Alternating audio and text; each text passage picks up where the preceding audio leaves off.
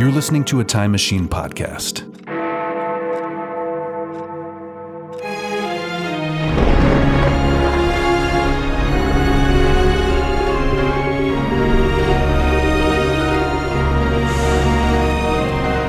Old Movie Time Machine. An adventure through time and or space.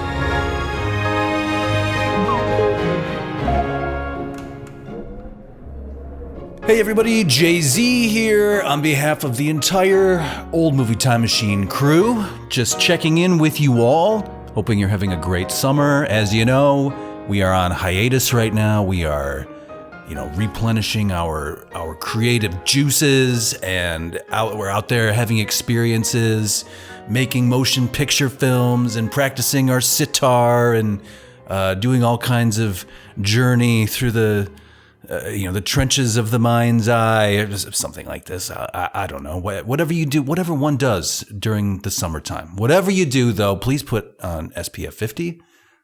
We want to protect you from the sun's life-giving and also life-taking cosmic rays. We're going to talk about movies. Surprise, surprise. It's summertime. And we've just spent a lot, as you guys know, 50 episodes stuck between 1945 and 1965. But during that time, movies continued to be produced. And it's time for just a kind of like a blockbuster roundup. Been going to the theater. You're going to hear it in a little bit. But Shrishma and Katherine and I went out to go see Indiana Jones and the Dial of Destiny. Stay tuned for that review. Otherwise, have been checking out some of the other things featuring this summertime. So let's get into it a little bit. It's all spoilers from here on out, just so you know. So if you haven't seen, I will announce the movie I'm talking about, and if you haven't seen it, just understand that I'm gonna blow it up for you. That's just what's happening here. So if you don't want to hear it, skip ahead or just don't listen. That's also fine. Thanks for giving it a try. I'm glad you made it this far. But let's get started here, everybody. Let's talk about Mission Impossible Dead Reckoning Part 1 at first. So what I did was, when we went out to see Indiana Jones, we took our, some portable microphones with us, and we did a little post-show meal and movie discussion that you're going to hear. And then I went back to the theater to go see Indiana Jones again. I've got the time. And how often, it's the last one. You're not going to see these movies. It's rare that they're in the theater to begin with. Might as well go see them in the theater as they were meant to be seen. So I go a couple weeks after seeing it the first time. And as I'm in line getting my food to enhance my experience at the theater, I see that, Mission Impossible Dead Reckoning Part 1 is coming out tomorrow, so this would be, Wednesday the 12th, something like that. Doesn't matter, guys. Don't worry about it.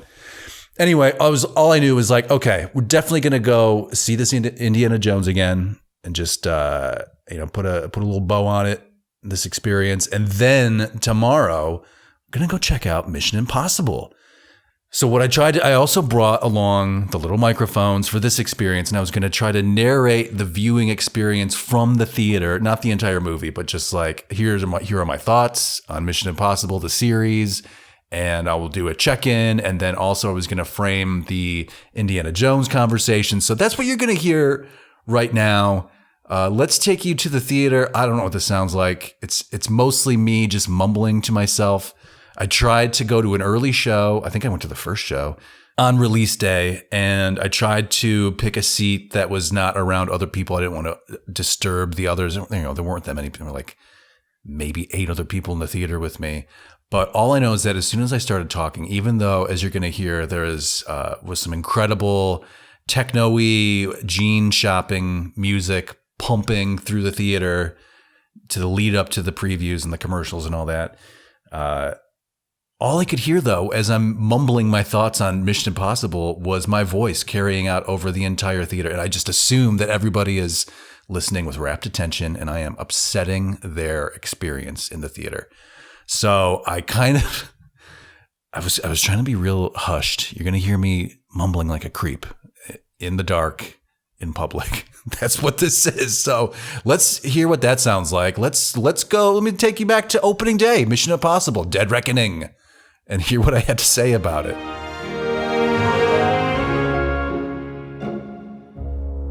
Hey guys, please excuse my hushed tones here, but I'm in the theater on the opening day of Mission Impossible, Dead Reckoning Part 1.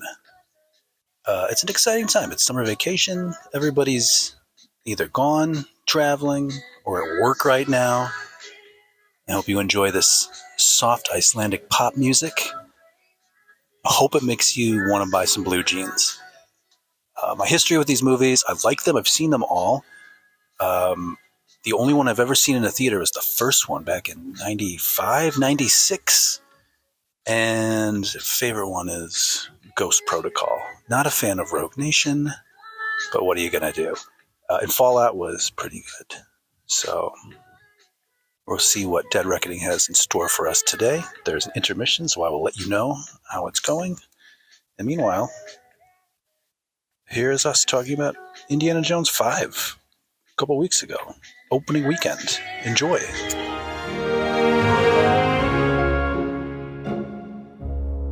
All right, guys, so we're here having some drinks right now at the Bryggan Brewhouse.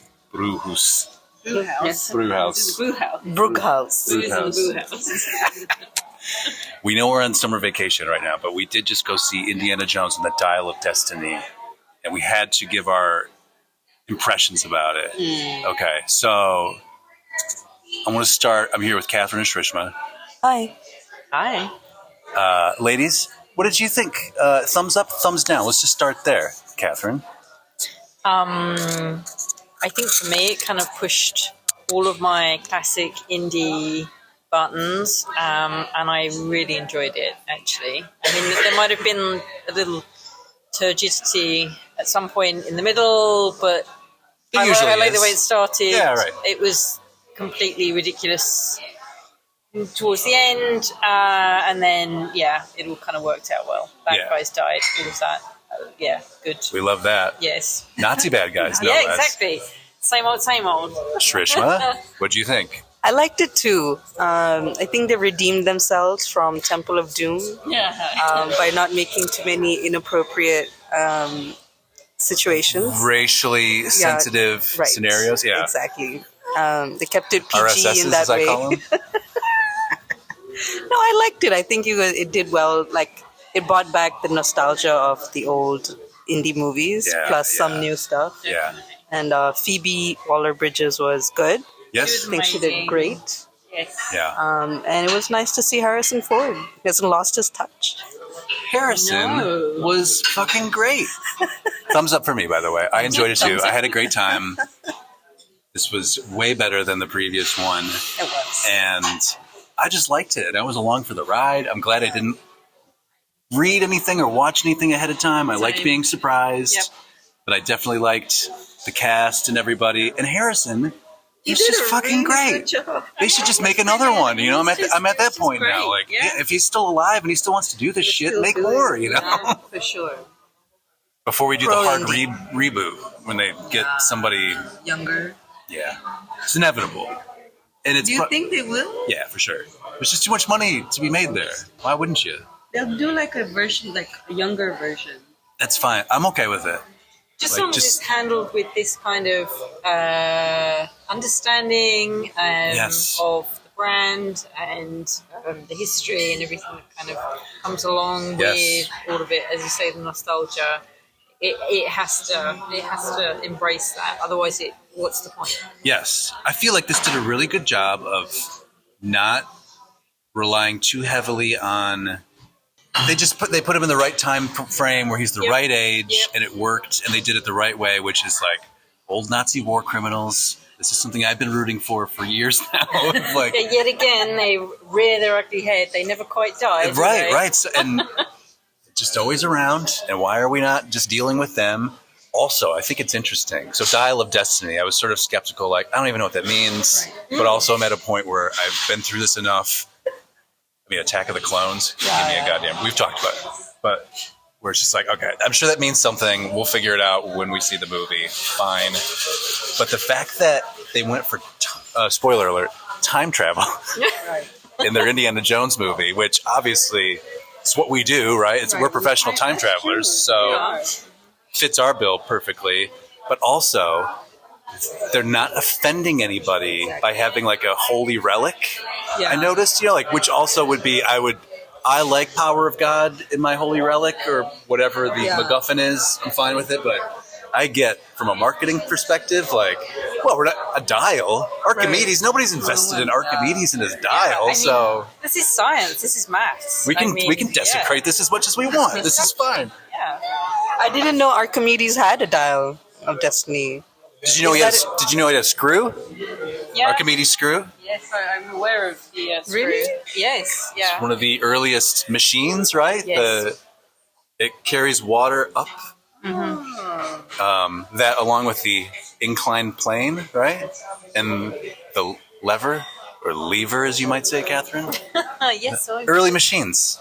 I know he's the one who said Eureka, and he said it in the movie. He did. Okay, let's talk about... So they did touch on the old water displacement. Yes, and they did. That's true. I like to see Jonesy dealing with Greek shit, for that matter, or Roman things, which we're getting. He hasn't really done that in the previous movies. Okay, the first 20 minutes de-aged Harrison. I thought it looked amazing. He looked incredible. Just make it like that, like you could put that level of effort in people, and it will work. Now he's in shadows a lot of the time, but also I don't care. No, great. It's not I distracting. think he looked really good, though. Even like you couldn't tell that they had like touched him up. I wish. But but it was very well done. I wish they had tweaked his voice a little bit because he had old man voice, and they should have just bumped him up, like just turn up the intonation a little bit. Because he sounded very like this. That's not how he sounded. But they didn't bring back. They brought back one of his old sidekicks. Yes. Sala. Yeah. So I guess I wonder what happened there. A lot of affection. Now, when Crystal Skull came out, he was outraged. This guy, John Rhys Davies, aka Gimli from The Lord of the Rings. Mm-hmm. But also, he's been canceled. He was canceled some years ago for, I think, anti-Muslim rhetoric was the deal. Okay. So apparently, we're just past that, or not. Who cares, or whatever. But also, there was a surprise cameo by Antonio Banderas. If there's a weak spot, I wish he would have been given a little bit more to do. Yeah, exactly. Because I like him. Yes. I didn't mind it, actually. It didn't focus on him, actually. I think that's quite nice when a name kind of comes in, does a thing, does a job, gets out. Did he have like a joke? I wish he had like one good joke. I think he did okay. I'm not going to lean on it too hard, but... No, he was just the old Spanish kind of pirate type. He fits the bill. He's at the right age. Actually, he could be Indiana Jones. I thought it worked. And then the kid, Teddy, the kid. Okay. Yeah. It wasn't like really annoying. How rare is... I don't know, where do you guys feel... Where do you stand on Short Round? Very annoying. You found him annoying. Okay. Because you're among the first, Catherine. Honestly, like, it's so bizarre in a world where every time you get a good movie and they make a sequel and they put a kid in it, it's the worst thing that's ever happened. Yes. That did not happen with that movie, like, at the time anyway. I know we're not crazy about that movie these days, but nobody objected. Like, I never objected. Like, oh, this sucks. Yeah, this kid, like, what an anchor. Well, more annoying in that movie was the chick. Because she wouldn't stop yelling. There was a lot of screaming. Mm-hmm. Yeah, there was a lot of annoyance all the way around. The future Mrs. Spielberg. So I think this one redeemed the female character in all Indiana movies. Because they actually had, proper female action. Yeah. Phoebe was great. Did enjoy English, her. I'd like to point out. Indeed. Cheers. Yeah, cheers. Cheers. Cheers. And cheers to Catherine's birthday, also. Cheers to Catherine's birthday. Happy birthday. Coming up. But he won an Oscar, the kid. Oh, really? In the this year's Teddy. Oscar. No, Short Round. Keon, whatever his name is. Yes, I did know that. And he reunited with Harrison in many adorable red carpet, hug it out moments. And I'm very happy for him. And that's a good movie. Did you see that? No, I haven't seen it. You should see that. Did you see Everything Everywhere All at Once? No. Do it. Okay. It's in the drive. Oh, okay. Oh, is it? Yeah. Sure. You should watch it. I will definitely watch that. It's I think I tried to watch it on Icelandic telly, but of course it was translated into like Icelandic subtitles. So I was like, I have to give up on this. I know some, but not enough. One of the issues of living here is the fact that we see a movie. It's in English, but it's subtitled in Icelandic. So the first 20 minutes of this movie featured a lot of Nazi-speaking German. And funnily enough, because I know a little German, I got by, and I know plus the subtitles. Yes, exactly. Yeah, me too. Me too. Just figure it out. It's like, it's the spear. Oh, if they have this thing, then it's he's not I really a king. They were going with that or a president. I was thinking like the old Spear of Destiny and like Constantine, which was. And I thought, an original. They are not going to like link this up, are they? Like this multiverse, like rubbish thing that's happening. No, wait. Are we talking about the spear that got Jesus? Right? Yeah. Right. Okay. Yes. Which I assumed that's what this was. I believe. I think so. Yeah. Which was an old idea that they were going to do a full movie out of back in the day. So. Okay. So but then it pivoted. That being said. As we're stream of consciousness-ing it right now, I like the fact that there were not too many Easter eggs, and the ones that there were very subtle. They're done the right way, which is like if you know, you know, and if you don't know, it's not a distraction of somebody like landing in the lap of Marcus Brody's statue in the crystal skull. Oh my God. Just don't beat me over the head with it. That's all I ask. I don't mind if they're there. Just don't distract me. So, as you say, if someone isn't aware of the legacy, then it shouldn't matter. Yeah. Anything else? I like this. I'm so happy to like a thing. Yeah. And I like this. I was genuinely slightly excited. I allowed myself to be a bit excited going in. The 60s, or this is set in 69, and they did it really well, like the astronaut parade and all that stuff. Just looked really good. And I knew this about this director because I liked Ford v Ferrari, which he directed, which was set in the 60s, I believe. And the period accuracy is really good. So this guy knows how to do it. They even got street signs in New York City, the right color. They were yellow street signs. I checked, which we've seen in our journeys. I thought of you like those like just casual street scenes. I thought, okay, you're going to be like detail. I was just like, what is this? And they were fine. I saw nothing objectionable whatsoever. Oh, it's great stuff. But I realized as because I watched all three of them. I didn't watch Crystal Skull leading up to. Oh, you skipped the Skull. Yeah, I started it, but I didn't finish it. Okay. But honestly, like all of the movies, like even the Mummy movie series, parts of the Caribbean movie series, everything kind of takes the storyline somewhere from Indiana Jones in some way or the other. Yeah, sure. Yeah, what I realized. It was definitely the original adventure, treasure hunt. Follow the clues, solve the puzzle. Yeah, ancient mysteries, all of that. We're all there for that. And I mean, I don't know where I'd like to see the next one go, but I would like to say Egypt. Yeah, we got to go back. Like properly. Yes, like, right. Not the Raiders looking for some kind of like godlike artifact. But, give me the statues. Give me the Luxor statues. Give me some ancient Egyptian anything mysterious. Yes, agreed.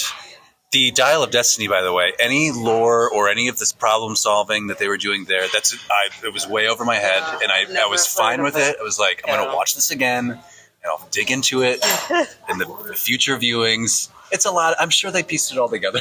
As far as like, maybe they figured it was so obscure that no one would really go and do the research about it.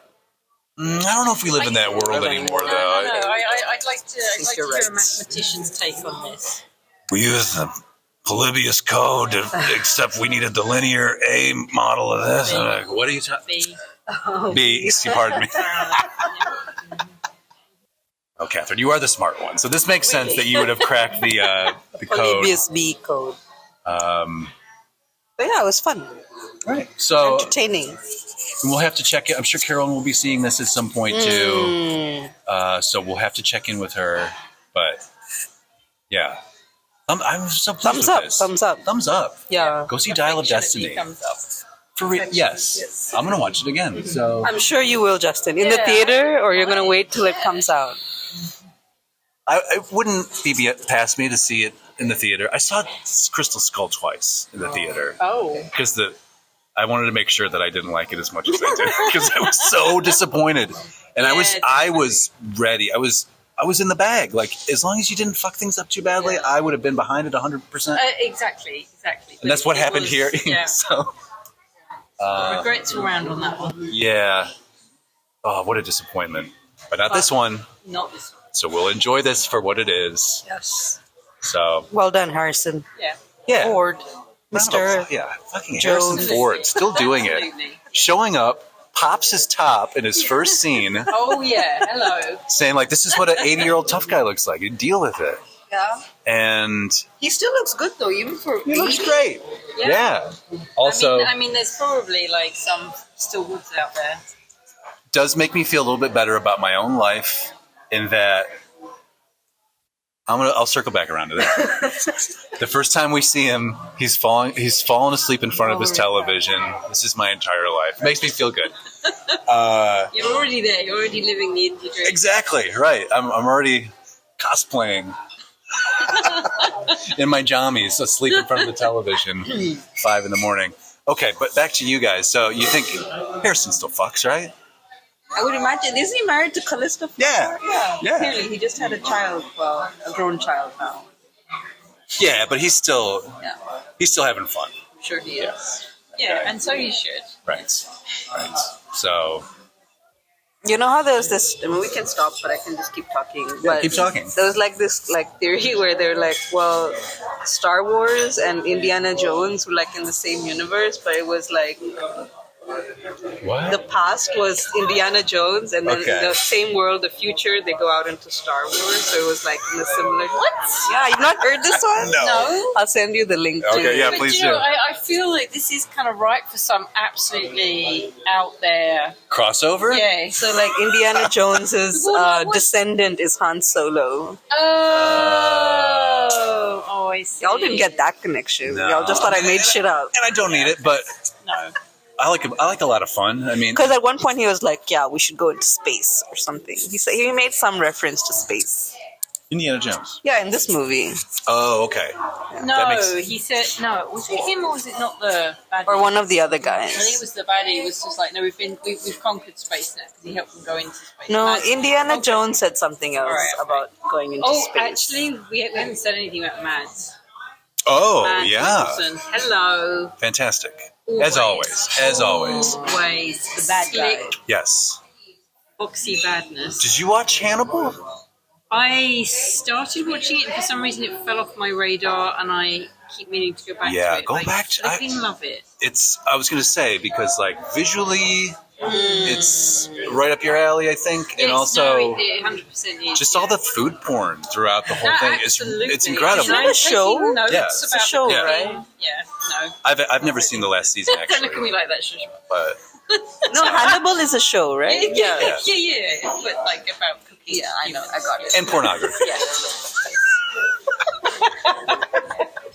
But yeah, he's made to be a bad guy in these movies. Yes. That's the easy casting choice. I liked everything. Yeah. The only guy I didn't understand, and I don't care, is the guy with the little mustache and the crew cut. The one who wasn't the an southern agent, guy. who Yeah. just ended up killing people. I'm just here. Yeah, like he was just a bad person. right. Whatever the doctor says is what I do. How did we get to that point? Okay, before we forget, the big question has always been, what do we do with his son? Because nobody liked that character, right? And they did the right thing. I did not like him. I did not like him either. Yeah. I think he was fine. I think he was great. Oh. The actor, Shia. different story, Right. obviously. Anyway, so poor Mutt Williams, he dies in Vietnam. It's great, terribly appropriate. Not unlike characters in American Graffiti, the original George Lucas joint. Right. It's right for the times. It makes sense about why Marion's not around to the very end. Yeah. And they have a really nice scene talking about it on that boat. And I liked it. They do. I thought it was really good. So, I mean, what happened to Shia LaBeouf? I know he was the guy for a while. he was, and then he got pulled over for drunk driving and went on this kind of racist, anti-Semitic rant while he was hammered and getting. That's what I was like. Okay, I'm done with you, because I liked him when he was a kid. Yeah, Even Stevens was amazing, right? My show. He was a genius on that show. So I think he's on a comeback trail because everybody's on a comeback trail. Mel Gibson's getting work, then he can get work. So Okay. Oh, really? yeah, That's happening. yeah. He directed a movie recently, I think. Thank you. Yeah, if you just hang around long enough. What, like people will forget? And if people like you enough, Mel's Mr. Handsome or whatever, but Is he though? not anymore, but he was. I feel like he's lost it a little bit now. People are very forgiving about this stuff. Not for me. Kind of how handsome you are if your views on the world are just so horrific. You would think. I agree. All right, we got to eat these burgers though, but that's our check-in. So anyway, Dial of Destiny, write to us, partyline at oldmovietimemachine.com, and we will talk to you soon. Bye.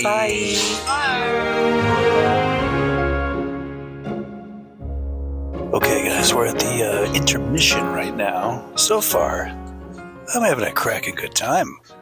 This is everything you want from your, classic spy model chases, fights, handcuff shenanigans. Loving it. Who is this hottie assassin chasing Tom Cruise and his new friend, his pickpockety girlfriend? Not sure. Gonna check her out, definitely. She is driving everywhere and shooting at everybody. And I'm here for it. Also, if any of this reflects what the future will be like, if this technology that they're chasing is the future, we are all in so much trouble. We're fucked, you guys. The movie's starting again. Shh, keep it down. Okay, check back in.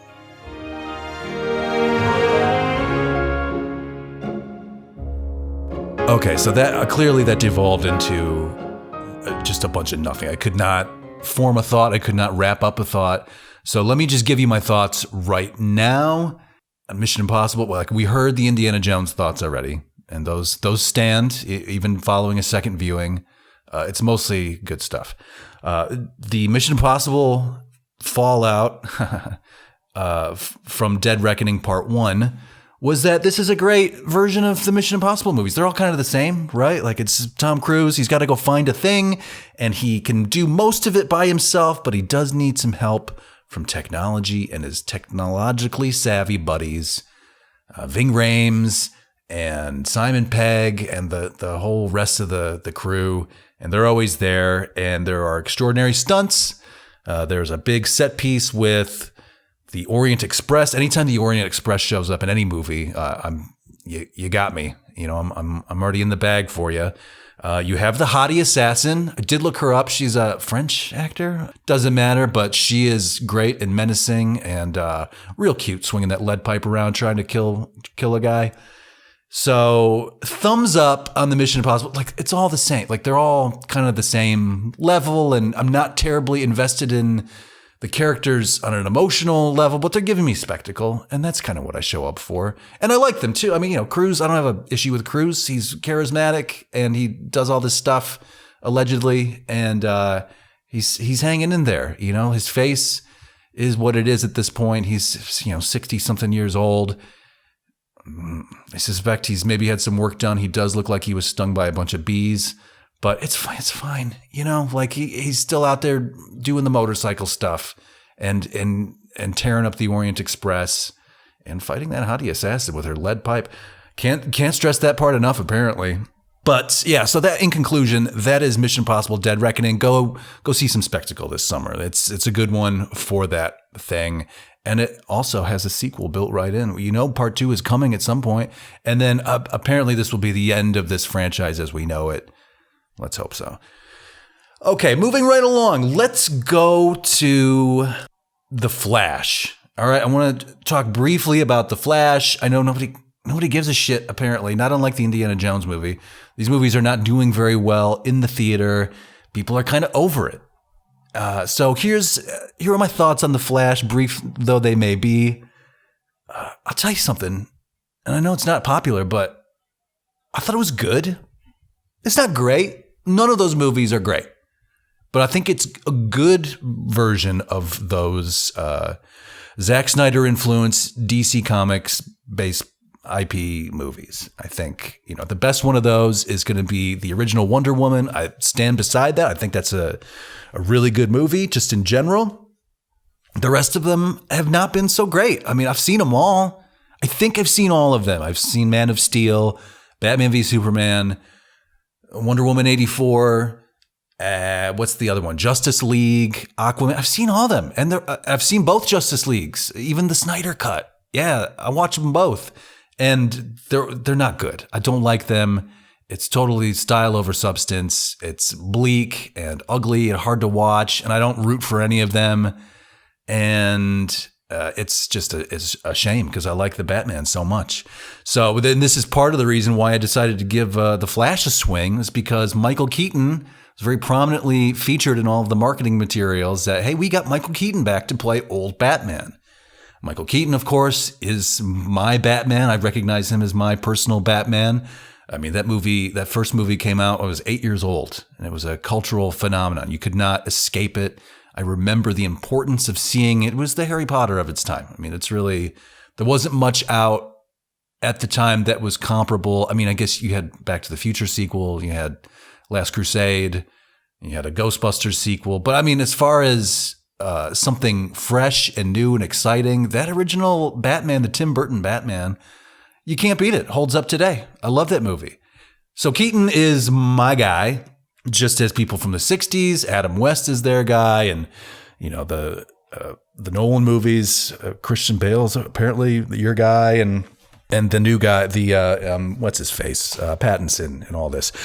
Let's just real quick Batman inventory. I do think that Ben Affleck is the worst of the Batman. It's not his fault. He's obviously a fine actor and a smart guy and a clever, funny guy, allegedly. I don't have any issue with any of the performers in any of these movies. I mean, we're just talking storytelling, and that comes down to the writer and the director.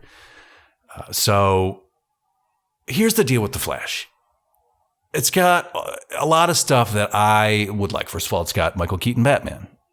Yes, I like to see that. I love seeing the original Anton Furst Batmobile and the new kind of like retrofit Batwing and all this, the classic Burton-verse version of Batman. All that shit hits the right notes for me. Also, there is some time travel. There's a multiverse and all that shit. There's a hanging out with a different version of yourself subplot. I like all that shit. If you know me, you know that Back to the Future 2 is one of my favorite movies of all time. I love the crazy timeline, playing around with that aspect of things. I'm totally into it.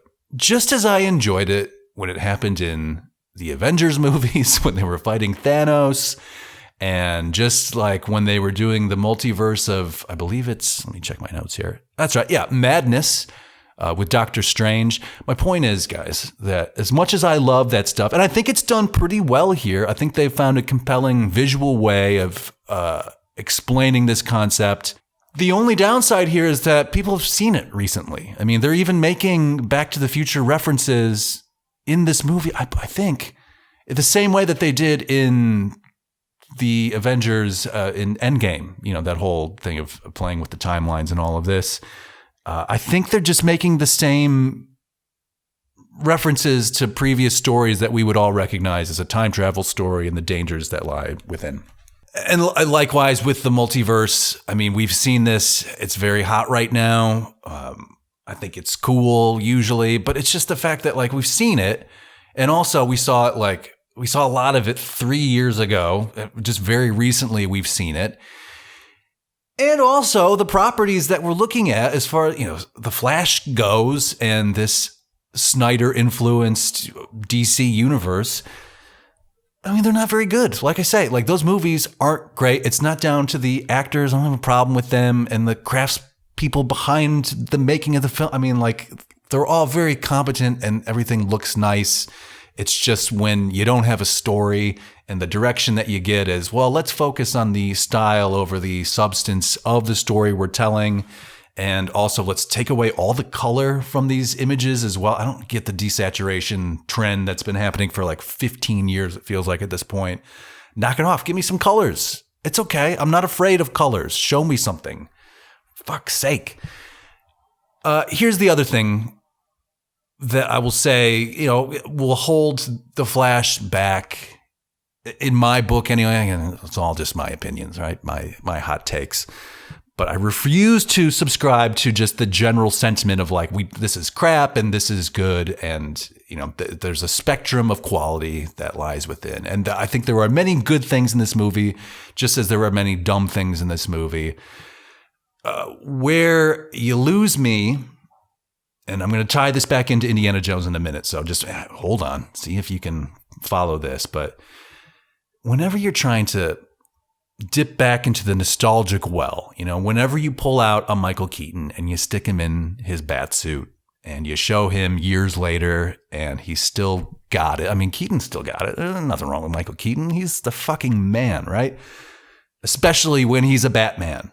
He's the fucking Batman. I don't mind a clever, subtle reference to things that we, the audience, would recognize and would get a chuckle out of. The Easter egg phenomenon, if you will, which has taken over these properties to a point where I can't stand it. So let's tie this back into Kingdom of the Crystal Skull, right? So leading up to Dial of Destiny, I watched Kingdom of the Crystal Skull.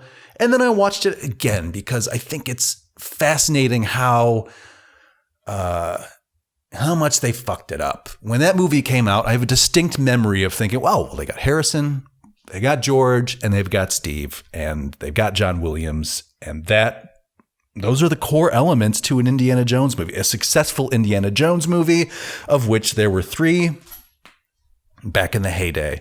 So I figured like, well, you can't really fuck it up. If you got all the same ingredients to this recipe, guys, there's no way that they're going to fuck it up. They're going to show us something. And I'll tell you, having watched this movie twice now, the first time it was just, let's get back in touch with this thing, see what it's all about, kind of look at it with fresh eyes. The second watch was, can I fix this? And I think you can make a better movie out of Kingdom of the Crystal Skull with some key edits. I would remove an awful lot of set pieces that I think just don't go anywhere. But at the end of the day, there are some fundamental story and character issues that cannot be edited around. And just like they needed somebody else to take a look at that script, apparently. I know they had like 50 people working on that thing for 20 years, but they needed one more person to look at it and say, hey, guys, this doesn't make any fucking sense. And there's why do we like this character? What's their relationship to our main character? How are they interacting? I want to like these people. I like the characters that I meet in the original Indiana Jones movies. I want that for future characters. This is a whole other side issue, but the Easter egg phenomenon, to bring that back, like, I don't need to see the Ark of the Covenant in the broken crate in the warehouse. I don't need to see it. I understand if you want to throw it into the background, but I'm like, when you give it this huge like glory shot and just linger on it, and then you cue up the music cue from the original movie, it's too much, Steve. And I know you're listening, Steven Spielberg, specifically. I know you're listening to Old Movie Time Machine. I know you love this shit as much as I do. And hey, buddy, I love you too. And I thank you for everything that you've given our imaginations over the years, but you fucked this one up. If we want to talk about Dial of Destiny, those references are there, but they're done in a much more subtle way, where if you know, and it's not going to distract from people the people who don't know. It's not going to distract from their experience, but it's like a nice nod, a subtle nod. Subtlety, guys. Just be subtle about it. You can have that stuff in there. I don't need to be beaten over the head with it. But it's hard to do. I see this repeatedly. So, Stephen, let's talk about Crystal Skull real quick. You gave me one shot of a promotional photograph from the set of Indiana Jones and the Last Crusade of Mr. Sean Connery dressed in his Henry Sr. garb, framed on Indiana Jones's desk, and they talk about his death. He's talking with, what's his name, Broadbent, who we're supposed to care about all of a sudden, even though we've never met him before in the previous 9 hours worth of film. You wanted to show that shot of Tweety, old Sean Connery that we love, crusty Henry Sr. I get it, but you always want a little bit more. Apparently, like I guess like there's always the temptation of, did they get it? Because Stephen, you went back in your edit. You went back to that framed set photo from 1989 of Sean Connery.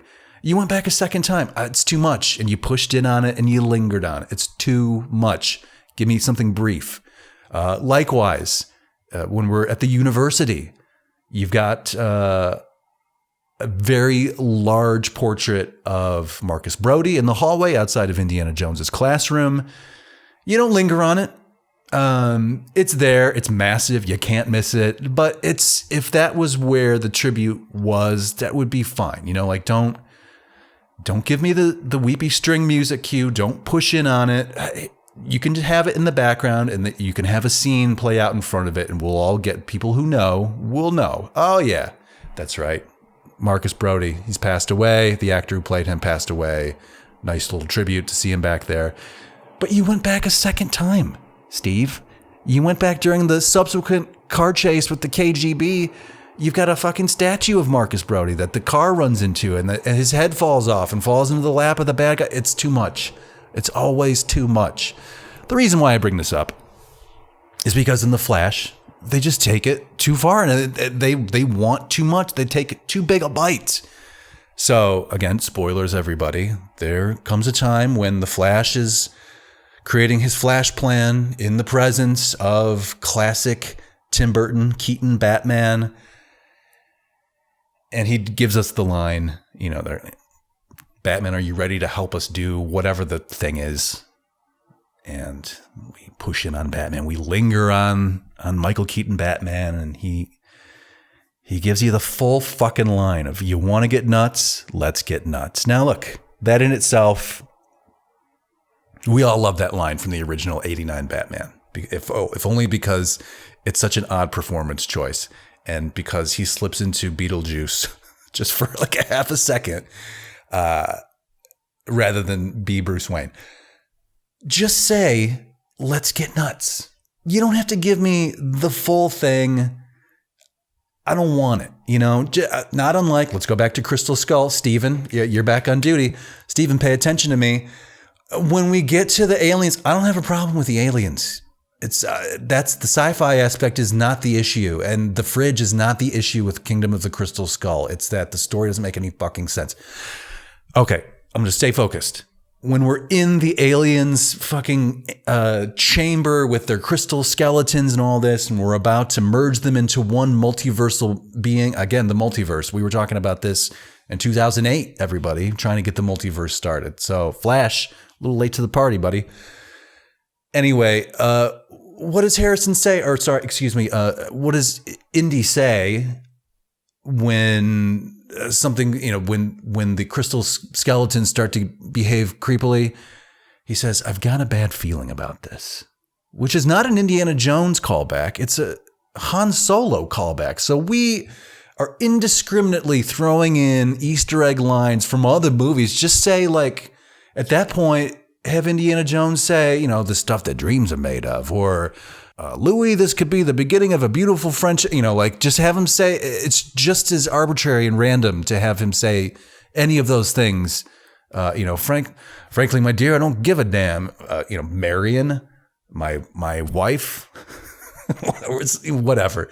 You understand my point, I'm hoping, which is, I don't need it. it's too much. You hit me over the head with this stuff. I get it. You're all friends and we all love Harrison and he's in all these movies, but I don't want to see Nazis surround Indiana Jones and him put his hands up and say, I didn't kill my wife. You know, even though he said it in that one movie, I don't want to see it in my Indiana Jones movie. They're just please take it. This is so silly to say, but please try to take it somewhat seriously. Which they never, I mean, you took the original 3 Indiana Jones movies seriously. Why wouldn't you take the 4th one? Instead, they made it a victory lap and they made it weepy string music cues and lingering shots on cast members gone by. And it's not a good look. Sorry, Steven. You've done many incredible things. You're the best filmmaker, arguably the most successful filmmaker of all time.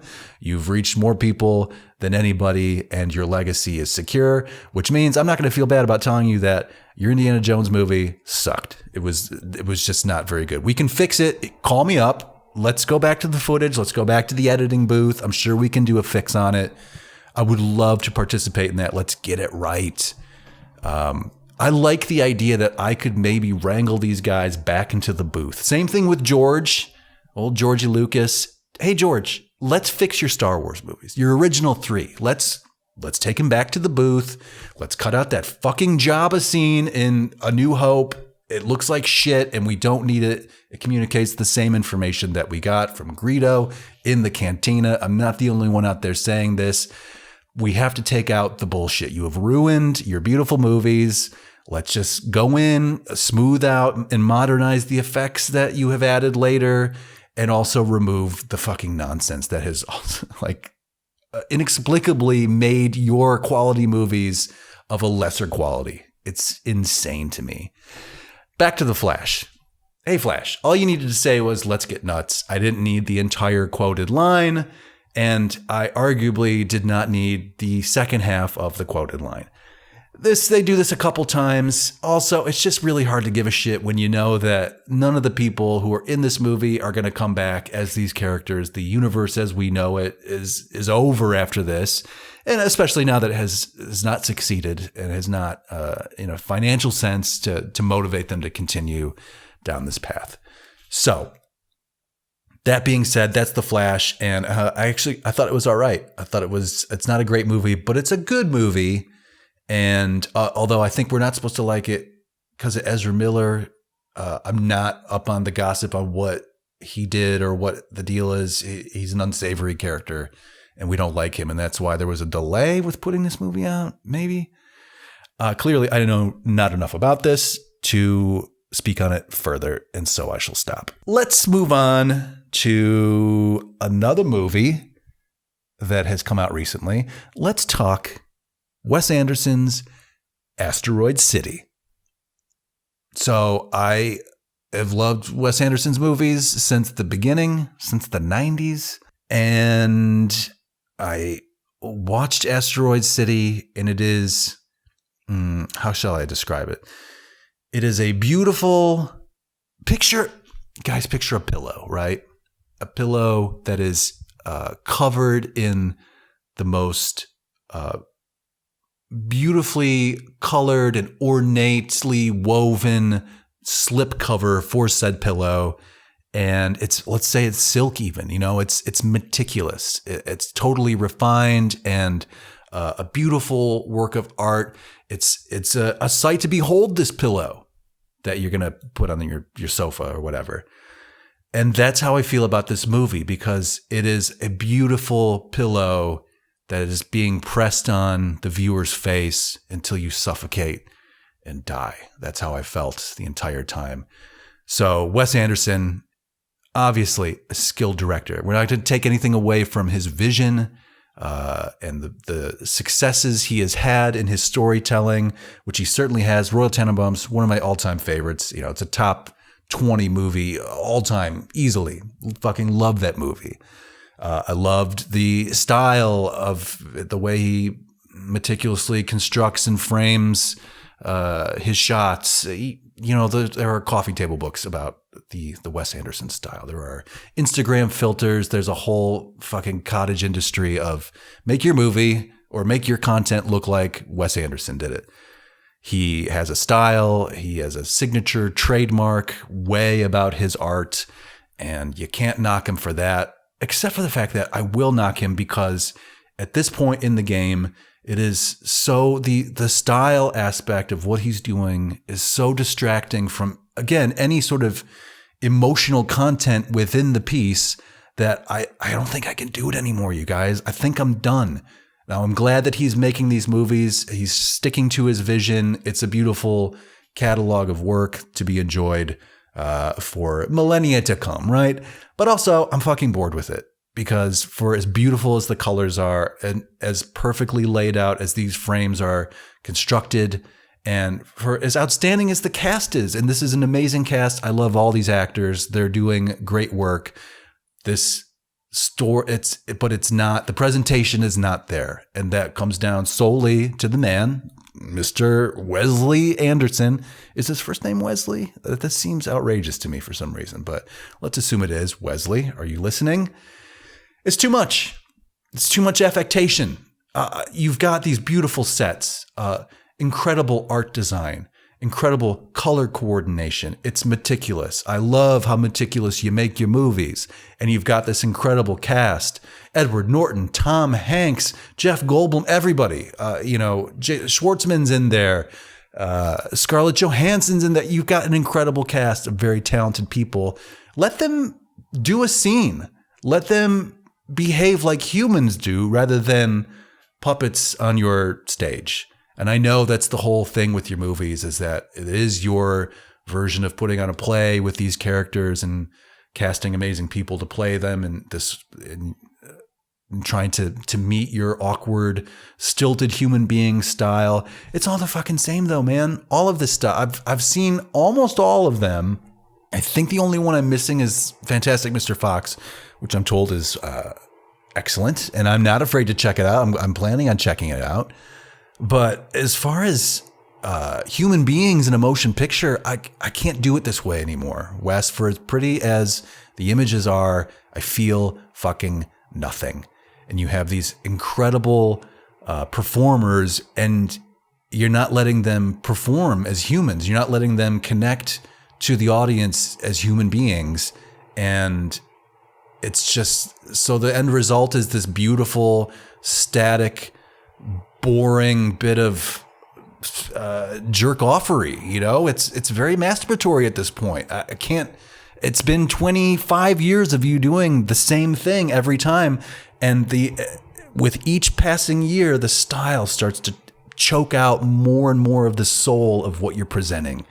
And I know you can do the opposite of that. I know you can do more. I've seen it. Royal Tenenbaums, perfect balance. You have a very emotional and engaging story and characters, all with various arcs, and they're all ensconced within the beautiful framework, the visual framework, and the needle drops too, of course.